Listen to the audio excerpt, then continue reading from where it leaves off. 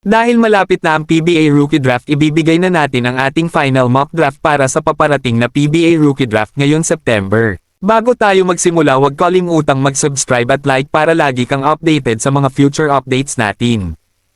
Simulan natin sa first overall pick ng Terraferma Jeep. For the first overall pick, Terraferma select Juan Gomez Deliano. Nilagay natin si Deliano sa first overall pick kaysa kay Chu dahil sa mga draftees natin ngayon si Deliano na ang makikita nating pinaka-skillful sa kanila at may star potential kaagad at maaari na kaagad gawing go-tigay sa team ng Terraferma Jeep. Para naman sa second pick ng Phoenix Fuel Masters, ilalagay natin ang Ateneo bigman na si Jeo Chu. Nilagay natin si Chu sa second overall pick dahil sinabi ng kanilang bagong head coach na bigman ang kailangan nila at hindi man mala Dorian Peña si Jeo Chu, pero ang height naman nito ay mapapakinabangan ng Fuel Masters para sa center position. Para sa third overall pick ng Blackwater Bossing, ilalagay natin si Chris Miller.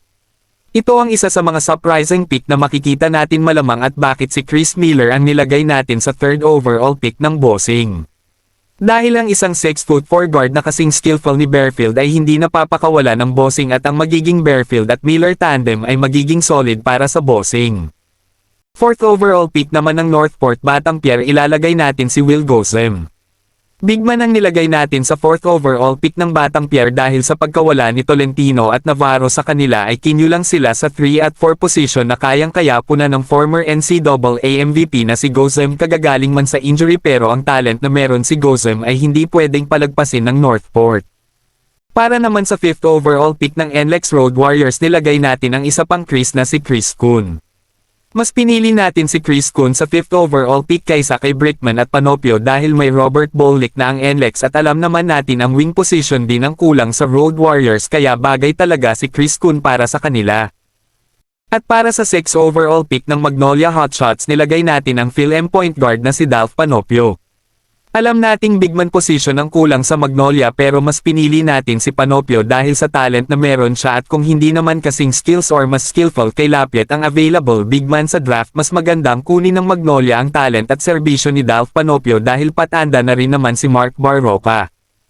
At para sa 7 overall pick ng Meralco Bolts, dahil sa tingin natin na guard position ang kailangan ngayon ng Bolts at available pa ang best point guard na sabak na sa experience na si Brickman, ilalagay natin si Jason Brickman sa 7 pick para maging katandem ni Chris Newsom sa backcourt ng Bolts at magagamit talaga ng Bolts ang basketball IQ ni Brickman.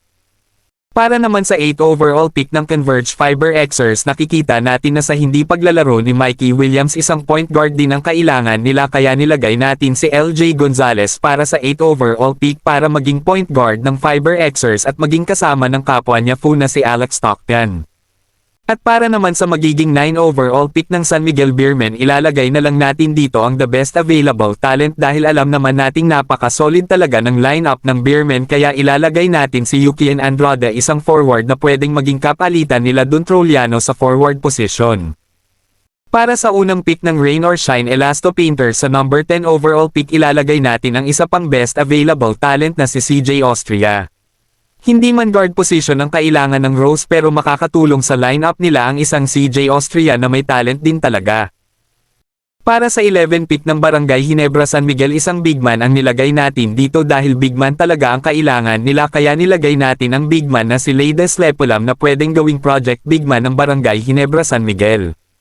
Para sa 12 pick at last pick ng first round Rain or Shine pick, Dave Ando bigman na pwede nilang gawing project bigman at pwedeng i-develop off the bench. Kayong mga ka-Lloyd Sports Zone, sino ang top 12 pick nyo para sa paparating na PBA draft? Bago matapos ang ating video, huwag kalimutang mag-like at subscribe para lagi kang updated sa mga latest upload natin. Salamat!